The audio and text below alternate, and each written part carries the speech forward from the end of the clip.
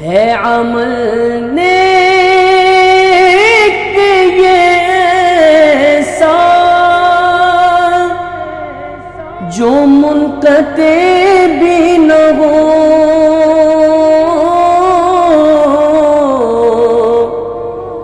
الحمدللہ رب العالمین والصلاة والسلام علی سید الانبیاء والمرسلین. ناظرین کرام السلام علیکم ورحمۃ اللہ وبرکاتہ. آپ دیکھ رہے ہیں ہمارے چینل پہ مصباح القرآن ٹیچر پہ ہونے والا پروگرام مصباح الشریعت. آج جو ہے وہ ہمارا مصباح الشریعت میں جو موضوع ہے وہ ہے علم کی فضیلت. اور آج جو ہے وہ انشاءاللہ تعالی ہم لوگ جو ہے وہ علم کی فضیلت، علم کی تعریف، علم کے مقاصد، یہ انشاءاللہ تعالی اس کے اوپر گفتگو کرنے کی جو ہے وہ سعادت حاصل کریں گے. اور جو حضرت آج ہمارے ساتھ موجود ہیں، ہمارے بہت ہی اچھے دوست، بہت قابل ماشاءاللہ سے جناب حضرت علامہ مولانا جناب فرحان قادری صاحب. حضرت السلام علیکم ورحمۃ اللہ. وعلیکم السلام ورحمۃ اللہ. حضرت کیسے ہیں آپ؟ الحمدللہ رب العالمین. ماشاءاللہ ماشاءاللہ ماشاءاللہ.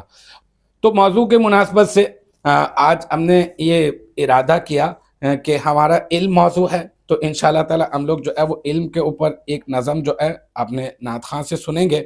تو آج ہمارے ساتھ موجود ہیں حافظ سید عاشر صاحب. السلام علیکم ورحمۃ اللہ. السلام ورحمۃ اللہ وبرکاتہ. حافظ صاحب کیسے ہیں آپ؟ الحمدللہ. ماشاءاللہ ماشاءاللہ. تو ناظرین چلتے ہیں، بڑھتے ہیں پروگرام کی طرف. تو سب سے پہلے ہم حضرت کی خدمت میں جو ہے وہ اپنا مدعا پیش کرتے ہیں اور حضرت سے معلوم کرنے کی کوشش کرتے ہیں کہ حضرت یہ بتائیے گا، آج جیسے کہ ہمارا موضوع ہے علم، بڑی فضیلت قرآن میں بیان فرمائی گئی اور جو ہے وہ احادیث مبارکہ کی روشنی میں کئی فضیلت اور بزرگان دین کے اقوال جو ہے وہ بیان فرمایا گیا. تو سب سے پہلے آپ مجھے یہ ہم سب کو یہ بتائیے کہ علم کی تعریف کیا ہے؟ الحمدللہ رب العالمین والصلاة والسلام علی سید الانبیاء والمرسلین. اما بعد فاعوذ باللہ من الشیطان الرجیم. بسم اللہ الرحمن الرحیم. ان اللہ وملائکتہ یصلون علی النبی یا ایہا الذین آمنوا صلوا علیہ وسلموا تسلیما. اللہم صلی علی سیدنا ومولانا محمد معدن الجود والکرم وآلہ وبارک وسلم. سب سے پہلے تو میں آپ کا شکر گزار ہوں کہ آپ نے مجھے اس قابل سمجھا کہ اپنے اس سیگمنٹ کے اندر آپ نے مجھے دعوت دی، جو مصباح القرآن ٹیچرز کے نام سے آپ کا چینل ہے. ماشاءاللہ کئی دفعہ اس کو موقع ملا دیکھنے کا تراکیب قرآن کے حوالے سے.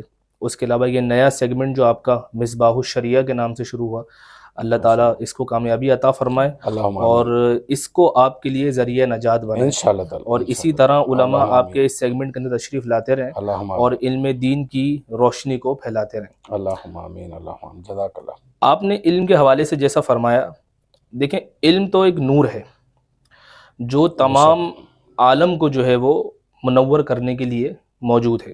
بالکل. اگر اس کی تعریفات میں جائیں، اسی اقسام کے اندر جائیں، تو دیکھیں علم جو ہے وہ بنیادی طور پر حضور علیہ الصلاۃ والسلام کی حدیث مبارکہ ہے کہ العلم علمان، کہ علم جو ہے وہ دو طرح کا ہوتا ہے یا دو قسمیں ہیں بنیادی طور پہ.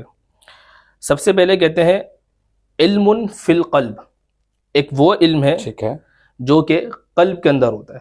صحیح. اور دوسرا ہے والعلم علی اللسان، اور دوسرا علم وہ ہے کہ جو انسان کی زبان کے اوپر ہوتا ہے. ٹھیک.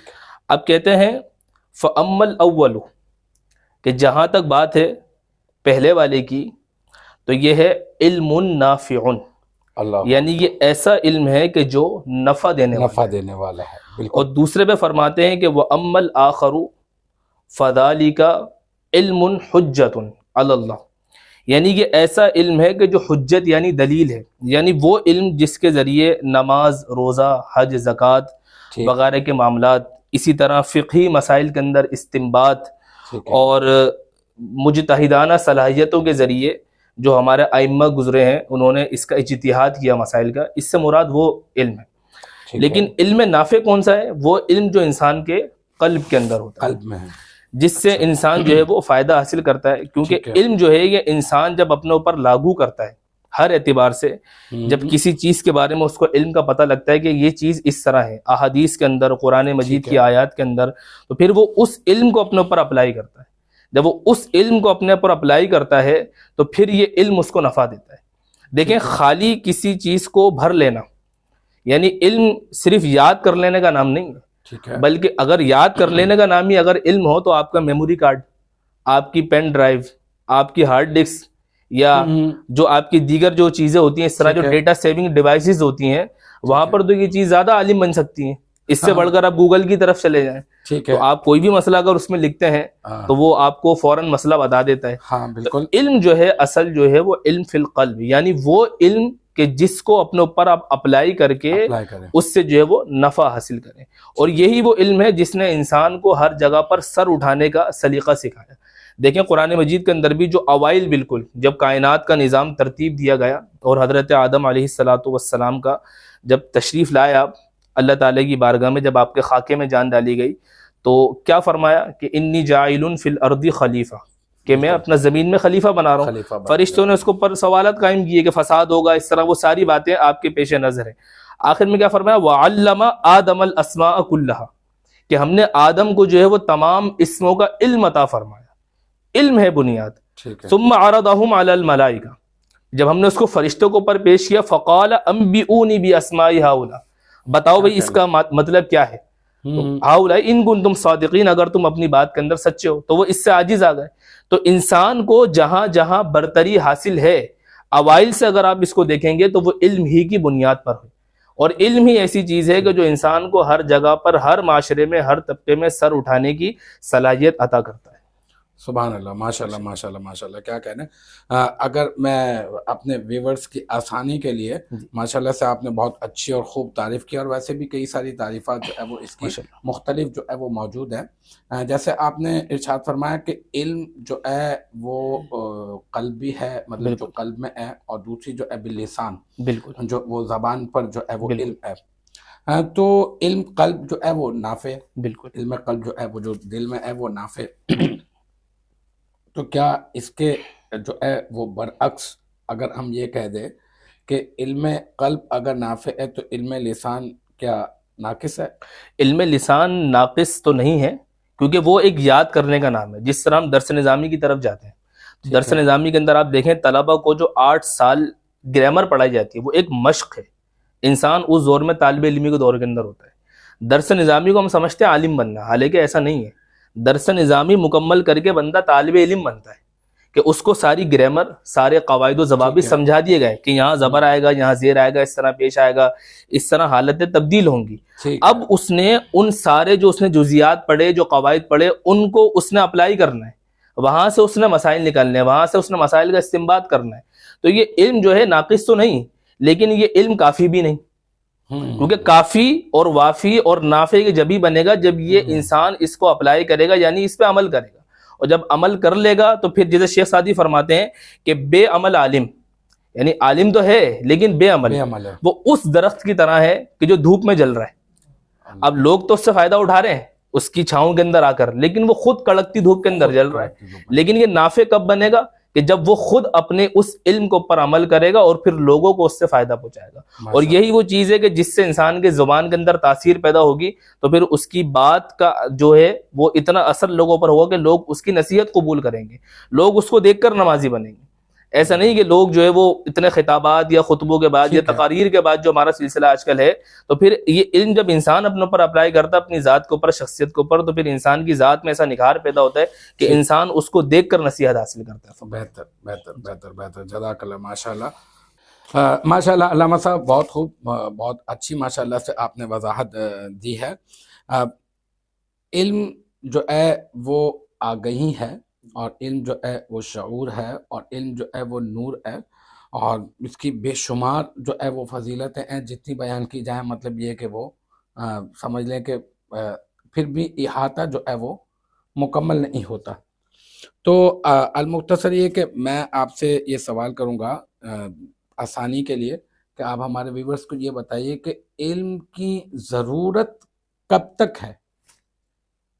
جی حضور، جیسا آپ نے فرمایا بھی علم کے حوالے سے کہ علم کی ضرورت انسان کو کب تک ہے.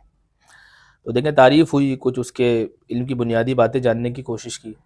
تو دیکھیں علم کی جو ضرورت ہے یہ انسان کو اوائل سے، یعنی انسان کی پیدائش سے لے کر اور اس کی موت تک ہے. پیدائش سے مراد اب یوں لے لیں کہ بچہ اگر پیدا ہو رہا ہے تو اس کی پیدائش کے معاملات کے بعد عقیقے کے مسائل ہو گئے، اس کا اچھا نام رکھنے کا مسئلہ جیسا حدیث کے اندر وارد ہوا، تو ان سب چیزوں کا تعلق بھی علم سے ہی ہے۔ علم ہوگا تو پتہ ہوگا کہ آپ نے کیسا نام رکھنا ہے، کیونکہ بعض ناموں کے لیے حضور نے منع بھی فرمایا اور بعض ناموں کو حضور نے پسند بھی فرمایا، تو ناموں کا شخصیت پہ اثر بھی ہوا اسی وجہ سے۔ تو یہ بھی علم سے تعلق ہے، علم ہوگا تو آپ اس کا اچھا نام رکھ سکتے ہیں، علم ہوگا تو آپ عقیقے کی طرف جائیں گے، علم ہوگا تو آپ اس کی صحیح تعلیم و تربیت کر سکیں گے، علم ہوگا تو آپ کو پتہ ہوگا کہ آپ نے اس کو کس درسگاہ کے اندر بھیجنا ہے، آپ نے کس جگہ سے اس کو علم دلوانا ہے۔ کہیں ایسا تو نہیں کہ جہاں سے علم حاصل کر رہا ہے وہاں علم دینے والا درست نہیں ہے۔ تو ان سب باتوں کو مد نظر رکھتے ہوئے یہ فیصلہ جب ہوگا جب آپ خود اہل علم ہوں گے، جب ان چیزوں کا علم خود آپ کے پاس ہوگا، پھر انسان کی موت تک، یعنی اس کی قبر، لحد اور اس کے تجزیہ و تکفین کے معاملات، یہ سارے معاملات تک انسان کا جو ہے وہ علم چلتا ہے۔ دیکھیں حضور علیہ الصلوۃ والسلام جب دنیا میں تشریف آوری سے پہلے جب کعبۃ اللہ کی بنیادیں رکھی گئی ہیں، تو حضرت ابراہیم علیہ الصلوۃ والسلام نے جب کعبۃ اللہ کی تعمیر فرما دی، تو تعمیر فرمانے کے بعد بھی آپ نے یہی فرمایا کہ میں نے تعمیر کر دی، لیکن اب ایسا ایک رسول بھیج کہ جو اس تعمیر کو برقرار رکھے۔ تعمیر کیسے برقرار رہے گی کہ یہ جو تعمیر ہوئی ہے یہ ہے بنیادی طور پہ علم دین کا مرکز کعبۃ اللہ، یہاں سے علم دین کے سرچشمے پھوٹے اور یہاں سے علم دین پھیلے۔ تو پھر کیا ہوا، آپ نے دعا فرمائی کہ ربنا وبعث فیہم رسولا من انفسہم یتلو علیہم آیاتہ ویزکیہم ویعلمہم الکتاب۔ دیکھیے یہ آ گیا وہ علم کہ ایک ایسا رسول بھیج کہ جو انسان کو علم دے، ویعلمہم الکتاب، کتاب کا علم سکھائے۔ اور پھر وہی حدیث حضور نے فرمایا کہ میں سب سے بڑھ کر معلم بنا کر کائنات کے اندر بھیجا گیا ہوں، اور آپ اسی بنیاد پر معلم کائنات ہوئے۔ تو علم کی ضرورت جو ہے وہ انسان کو ازل سے اور ابد تک رہے گی۔ ٹھیک ہے ماشاءاللہ ماشاءاللہ ماشاءاللہ، بہت خوب۔ تو ناظرین ایسا کرتے ہیں کہ ایک جو ہے وہ علم کی نظم، جیسا کہ میں نے آپ کو ابتدا میں بتایا تھا، وہ شامل کر لیتے ہیں پروگرام میں۔ تو حافظ عاشق صاحب سے میں گزارش کروں گا کہ حافظ صاحب وہ علم کی نظم اگر آپ تو شمع علم زمانے میں جلاتے جاؤ، شمع علم زمانے میں جلاتے جاؤ، سیکھ کر اس کو زمانے کو سکھاتے جاؤ، سیکھ کر اس کو زمانے کو سکھاتے جاؤ، اور دل کی تسکین کا سامان اگر چاہو تو، دل کی تسکین کا سامان اگر چاہو تو، دل سے قرآن پڑھو اور پڑھاتے جاؤ، دل سے قرآن پڑھو اور پڑھاتے جاؤ، اور ہے حکم علم کے طالب کے لیے اعزاز، ہے حکم علم کے طالب کے لیے اعزاز، قدسیوں اپنے پروں کو یا بچھاتے جاؤ، قدسیوں اپنے پروں کو یا بچھاتے جاؤ، کیا بات ہے۔ اور ہے عمل نیک یہ ایسا جو منقطع بھی نہ ہو، ہے عمل نیک یہ ایسا جو منقطع بھی نہ ہو، اپنی اولاد کو زیور یہ پہناتے جاؤ، اپنی اولاد کو زیور یہ پہناتے جاؤ، اور عاقبت کی ذرا بھی ہو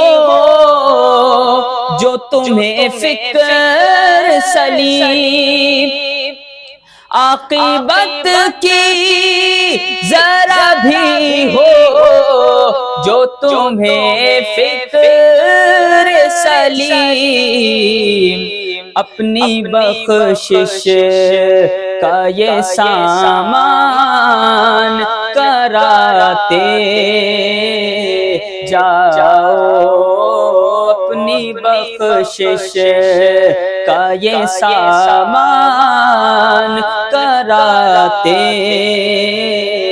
جاؤ، شمع علم زمانے میں جلاتے جاؤ، سیکھ کر اس کو زمانے کو سکھاتے جاؤ۔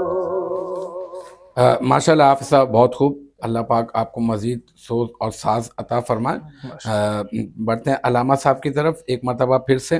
علامہ صاحب ماشاءاللہ سے آپ نے تعریف بھی آپ نے جو ہے وہ اس کی بتائی، اور ہمیں یہ بھی بتایا کہ علم کی ضرورت کب سے ہے اور کب تک ہے ماشاءاللہ۔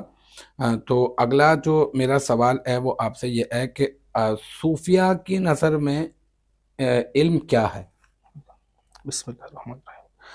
ماشاءاللہ، دیکھیں جیسا کہ آپ نے سوال کیا نا کہ صوفیہ کی نظر میں علم، اس سے پہلے کانسیپٹ جو ہمارے یہاں بنا ہوا ہے نا وہ یہ بنا ہوا ہے کہ شریعت اور طریقت یہ دو الگ الگ راہیں، جبکہ یہ دونوں جو ہے وہ ایک ہی چیز ہے، یہ الگ الگ راہیں نہیں ہیں۔ آپ اس کو یوں سمجھ لیں کہ جب حضرت موسیٰ علیہ السلام کو اللہ تعالیٰ نے حکم فرمایا حضرت خضر سے ملاقات کا، جب آپ تشریف لے گئے تو قرآن مجید کی آیت کہ فَوَجَدَ عَبْدًا مِّنْ عِبَادِنَا آتَيْنَاهُ رَحْمَةً مِّنْ عِنْدِنَا وَعَلَّمْنَاهُ مِن لَّدُنَّا عِلْمًا، کہ ان دونوں نے یعنی حضرت موسیٰ علیہ السلام نے اور حضرت ہارون نے پا لیا ہمارا ایک بندہ، ہمارے یعنی حضرت خضر کو۔ اس وقت حضرت خضر جو ہے وہ ایک دریا کے کنارے تھے۔ اچھا، علماء فرماتے ہیں کہ یہ وہ جگہ تھی جہاں پر دو دریا آپس کے اندر آ کے ملتے تھے۔ اچھا، صوفیہ اس سے یہ نقطہ نکالتے ہیں کہ دیکھیں یہ بظاہر دو دریا نہیں تھے، بلکہ یہ شریعت اور طریقت آپس میں مل رہی تھی۔ تو جس جگہ شریعت اور طریقت آپس میں ملتی ہے وہاں سے اللہ کے نیک بندے کا ظہور ہوتا ہے۔ سبحان اللہ۔ تو یہ ہے اصل صوفیہ، کہ جن کو ہم نے تھوڑا سا نا ہمارا مس کانسیپٹ ہے، ایک کہ ہمارا مس کنسپشن جاتا ہے کہ جو ہے وہ طریقت الگ اور جو ہے وہ صوفی الگ ہو گئے، علم الگ ہو گیا۔ اگر کوئی صوفی ہے تو وہ علم حاصل نہیں کرے گا، اگر کوئی علامہ صاحب ہیں تو وہ صوفی ان کے لیے عجیب سا لگے گا۔ اب جیسے مثال لے لیں حضور غوث اعظم کی، اب اگر حضور غوث اعظم کو کوئی مفتی عبد القادر جیلانی کہے تو ایک بڑا عجیب سا جملہ لگے گا، ورنہ ہم لوگ تو کیا کہتے ہیں کہ حضور قدوۃ السالکین، قطب الاقطاب، محبوب سبحانی، قطب ربانی، شیخ عبد بہت اچھی بات ہے، یہ ان کے القابات ان کی شایان شان ہے۔ لیکن اس سے کئی وقت پہلے جو ہے وہ اس سے پہلے ایک عالم تھے، آپ کے جو صاحبزادے ہیں سائیں عبد الرزاق رحمۃ اللہ تعالیٰ علیہ فرماتے ہیں کہ جب عراق کے اندر کوئی مسئلہ درپیش ہوتا اور تمام علماء کرام اس مسئلے کے جواب سے عاجز آ جاتے تو حضور غوث اعظم کی بارگاہ میں وہ مسئلہ پیش کرتے، اللہ اکبر، اور آپ اس کا جواب ایسے عطا فرماتے کہ برسوں سے اسی کی تیاری چل رہی ہے۔ اللہ اکبر۔ تو یہ آپ کا علم تھا۔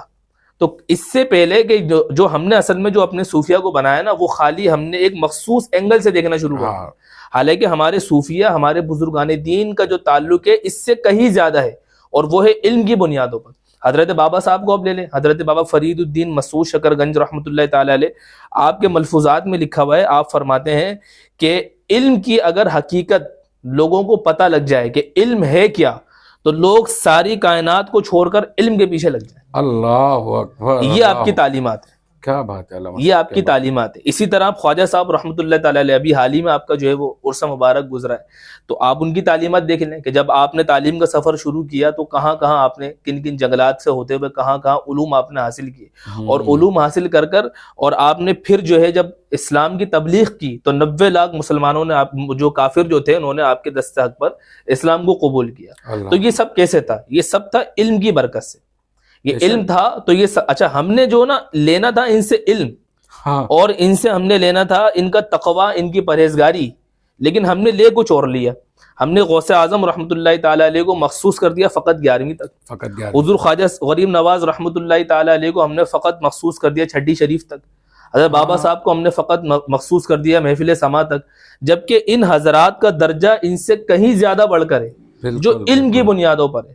حضرت خواجہ صاحب کے خلفاء فرماتے ہیں کہ خواجہ صاحب کے اوپر بعض اوقات ایسا وقت بھی گزرتا تھا کہ آپ ایک دن میں 2 قرآن مجید ختم فرما لیا کرتے. اللہ اکبر. تو ہم آپ کی زندگی سے یہ کیوں نہیں لیتے؟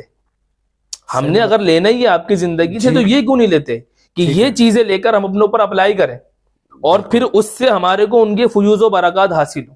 تو یہی وجہ ہے کہ جو آج ہم پستی کا شکار ہیں کہ ہم نے جو اپنے علماء جو ہیں اور صوفیہ ان کو الگ الگ کیٹیگری میں ڈیوائڈ کیا، جبکہ ہر صوفی عالم ہوتا ہے اور ہر عالم صوفی ہوتا ہے. کیونکہ یہ سب چیزیں ایسی ہوتی ہیں کہ جب بندہ علم حاصل کرتا ہے تو ولایت کے درجے پہ جاتا ہے، اور ولایت کے درجات جو ہے وہ اس کو صوفیہ کی طرف لے کے جاتے ہیں. تو علم جو ہے وہ ہر چیز کی بنیاد ہے. ٹھیک، ماشاء اللہ ماشاء اللہ. ٹھیک ہے ماشاء اللہ علامہ صاحب. ایک آخری ہمارے پروگرام کا آج یہ آخری سوال ہے جی. اور وہ یہ ہے کہ علم کی اتنی فضیلت ہے، آئے دن علماء بے شمار فضیلتیں بیان کر رہے ہیں. ابھی ماشاءاللہ سے آپ نے کتنی ساری بہت اچھے انداز میں جو ہے وہ فضیلتیں جو ہے وہ علم کی بتائی، لیکن اس کے باوجود بھی اگر دیکھا جائے تو ہمارے ہاں باقی چیزوں میں تو بہت زیادہ توجہ ہے، لیکن علم سے اور علماء سے جو ہے نا وہ دوری نظر آتی. بالکل. تو اس کے اوپر ذرا روشنی ڈالیے کہ علم سے اور علماء سے دوری کے اسباب کیا ہیں؟ جی قبلہ، اصل میں اس کو یوں آپ سمجھ لیجئے، دیکھیں کہ جو اس کے دوری کے اسباب ہیں وہ یوں ہیں کہ پہلے جو ہمارا مقابلہ تھا نا اسلام کا، وہ تھا غیر اسلام بنیادوں سے. مثال کے طور پر یہود ہیں، نصارہ ہیں، یا دیگر اس طرح کے جو کانسیپٹ ہیں جو اللہ تعالیٰ کی وحدانیت کا انکار کرنے والے ہیں، تو ان سے ہمارا ایک جنگ تھی، یہ ہمارا ان سے تقابل ہوتا تھا. یہ ایک سسٹم تھا ہمارا. پھر ایک معتزلہ آ گئے جنہوں نے ہر چیز کو جو ہے وہ عقل کی بنیادوں پر پرکھنا شروع کیا، پھر ان سے ایک جنگ شروع ہوئی. لیکن اس دور کے اندر جو جنگ ہے نا ہمارے ساتھ، جو ایک الگ سے ہے، وہ ہے سب سے بڑھ کر سوشل میڈیا. اچھا، سوشل میڈیا ایک ایسی چیز ہے کہ جس پر آپ جائیں گے تو ہر بندہ سوالات کا جوابات وہیں سے ڈھونڈ رہا ہے. وہ اپنی مسجد کے امام صاحب یا علامہ صاحب کے پاس نہیں جاتا، وہ جاتا ہے گوگل کے پاس، یا وہ جاتا ہے سوشل میڈیا کی طرف. اچھا، سوشل میڈیا پہ جو بیٹھنے والے لوگ ہیں، جس طرح میں نے آپ کو پہلے عرض کی کہ علم علی اللسان، وہ علم علی اللسان تو ہے، یعنی حوالے یاد ہیں اور اپنی میموری کو علم کے حوالوں سے تو بھرا ہوا ہے، لیکن کیونکہ تزکیہ نفس ساتھ نہیں ہے تو وہ علم جو ہے وہ فائدہ نہیں کرتا، وہ علم نفع نہیں پہنچاتا. یا ایسی باتیں کہ جن میں تقابل ہو سکتا ہے اور ان کا تقابل نہیں کیا جاتا، تو وہ چیزیں ہوتی ہیں. انسان جب وہاں سے کوئی چیز لیتا ہے، اڈاپٹ کرتا ہے، تو پھر وہ مسکنسیپشن ہوتی ہے اس کو. اور جو اس کے علاقے کے علماء ہیں جن سے اس کو سوالات پوچھنے چاہیے، جیسے قرآن مجید نے فَاسْأَلُوا أَهْلَ الذِّكْرِ إِن كُنتُمْ لَا تَعْلَمُونَ، کہ اہل علم سے پوچھو اگر تمہیں کسی چیز کے بارے میں علم نہیں ہے. تو اس کا سب سے بڑا جو مسئلہ ہے وہ ہے سوشل میڈیا کی تعلیمات. اگر ہم اس کو ختم کرنے کی کوشش کریں، اب یہ ختم ہوگی کیسے؟ کہ جس طرح ہم علماء جو ہے وہ ایک پیج پر اور ایک پینل کے اوپر جمع ہوں، اس طرح کے ہمارے جو ہے وہ پروگرام رکھے جائیں، اس طرح کی کانفرنسز رکھی جائیں جہاں پر علاقے کے تمام علماء، تاکہ ہمارے علماء جو ہے وہ ایک پیج پر اور ایک اسٹیج کے اوپر جمع ہوں، تاکہ لوگ اس چیز کو دیکھیں کہ ہمارے علاقے میں علماء کتنے. اب مسئلہ تو سب سے بڑا یہ آتا ہے نا کہ اگر ہمارے علاقے میں 4 مساجد ہیں تو 4 مساجد کے ائمہ ایک دوسرے سے تعلقات نہیں رکھتے، یا ان کو جانتے ہی نہیں کہ ہماری مسجد میں کون ہے اور کتنے سالوں سے، ہمیں یہ پتہ نہیں ہوتا.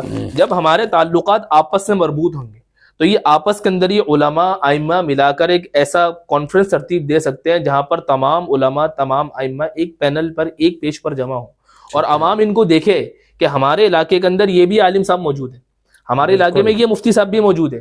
تو جب وہ سب کچھ یہ دیکھے گا تو بجائے وہ سوشل میڈیا کے پوچھنے کے، وہ ہمارے علماء سے رابطہ کرے گا. جب ہمارے علماء سے رابطہ کرے گا تو پھر دین کی صحیح روح اور دین کی صحیح تصویر اس کے سامنے آئے گی. اور انشاءاللہ پھر یہ جو علم سے جو دوری کے اور علماء سے دوری کے جو اسباب ہیں انشاءاللہ ان کا سد باب ہوگا، اور انسان علم کی بنیادوں پر پھر وہی ترقی کرے گا جو حضور علیہ الصلوۃ والسلام کے دور میں ترقی علم کی بنیادوں پر ہوا کرتی ہے۔ ماشاءاللہ ماشاءاللہ ماشاءاللہ، بہت اچھی ماشاءاللہ سے عمدہ نشست رہی، بہت بہت شکریہ ماشاءاللہ سے آپ تشریف لائے، حافظ صاحب آپ کا بہت بہت شکریہ آپ تشریف لائے۔ تو ناظرین آپ اسی کے ساتھ ہی اپنے ہوسٹ کو اجازت دیجیے، وآخر دعوانا ان الحمدللہ۔